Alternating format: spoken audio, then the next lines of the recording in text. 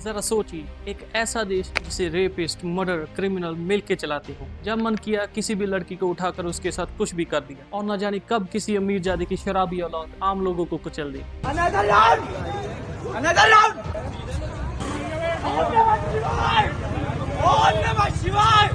Sadly ये हमारा आज का इंडिया है, जिस देश को कभी इंसानियत और संघर्ष का प्रतीक माना जाता था। आज वही देश corruption, scams, fraud, murder, rape का डेफिनेशन बन चुका है। और सच में देश की बर्बादी तो हो ही रही, बस अब चेहरे बदल चुके हैं। पहले कांग्रेस ने देश को खूब लूटा, अब बीजेपी भी उसी राह पर चल रही है। गरीब व्यक्ति 40 साल तक झूठे केस में जेल काट लेता है। वहीं अगर किसी जज के घर से 15 करोड़ कैश बरामद हो जाए, पुलिस उसके सबूत तक गायब कर देती। यहाँ इंसाफ ईमानदारी से नहीं, पैसा और पावर से मिलता है।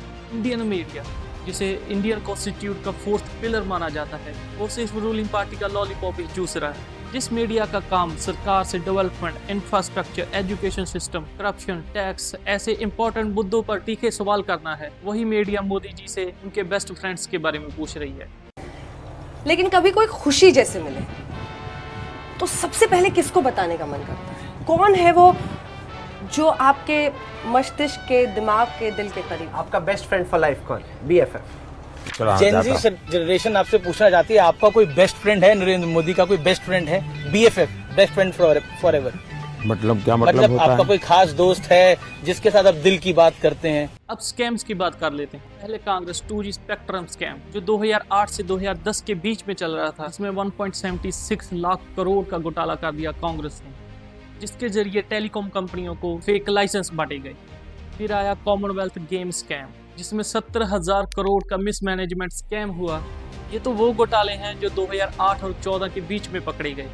अगर उनकी पूरी लिस्ट की बात करें तो वीडियो बहुत लंबी हो जाएगी। अब बात करते हैं बीजेपी के दौर की, जिसका सबसे इम्पोर्टेंट घपला है इलेक्टोरल बॉन्ड स्कैम, जिसमें कांग्रेस भी शामिल थी। जब सुप्रीम कोर्ट ने पर्दाफाश करने की कोशिश की, तो दोनों पार्टियों ने मिलकर कानून बदल डाले ताकि ये सारा पैसा और फंडिंग आम जनता की नज़रों से दूर रखा जाए।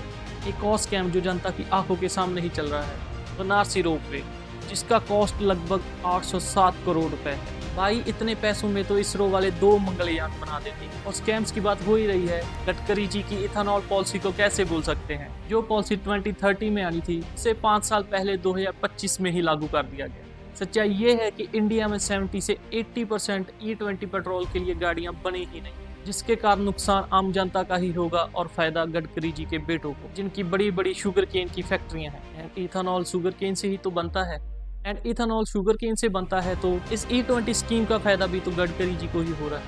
अगर यही काम चाइना में होता तो सीधे मौत की सजा मिलती है। अमेरिका में मीडिया ट्रायल से मुंह छिपाना मुश्किल हो जाता है, और हमारी मीडिया वो तो बस गवर्नमेंट की कठपुतली बन के बैठा है। इस वक्त हमारे साथ काशी का लाडला, हीराबा का लाडला, देश के बड़ा प्रधानमंत्री नरेंद्र दामोदर दास मोदी जी।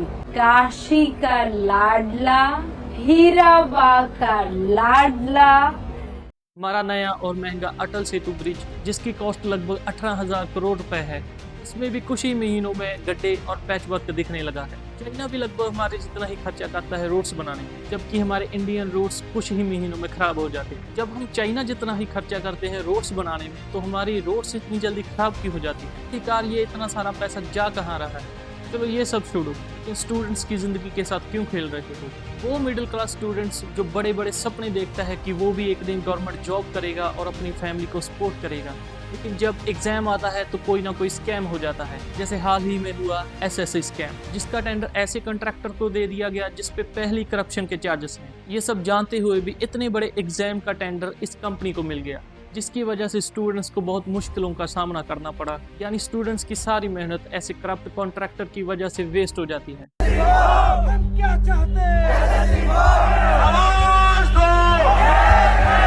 देश के युवा अगर पढ़े लिखे लोग इस देश की राजनीति नहीं संभाले तो ये समझ लो ये देश उनके हाथ में चला जाएगा। जैसे अंग्रेजों ने इस देश को 200 साल तक लूटा है, आज काले अंग्रेज आए हैं, काले अंग्रेज देश को लूट के ले जा रहे हैं। कि SSC को एकदम इन्होंने बर्बाद करके रख दिया है। हम माउस के लिए लड़ ले, हम कीबोर्ड के लिए लड़ ले, हम ढंग का पेपर कंडक्ट कराने के लिए लड़ ले, हम वैकेंसी के लिए लड़ ले, हम फेयर सिलेक्शन के लिए लड़ ले, हम किस किस चीज़ के लिए लड़े हमें भी नहीं पता है, बस लड़े जा रहे हैं।